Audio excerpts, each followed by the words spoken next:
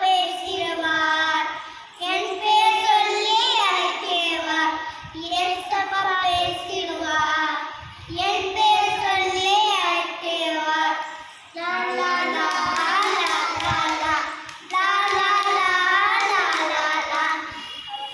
அவர் சொல்வதை செய்திடுவேன், ஜெபம் செய்திடுவேன், வசனம் படிச்சிடுவேன், ஆலயம் செஞ்சிடுவேன், அவர் சன்னதியில் அமர்ந்திடுவேன்.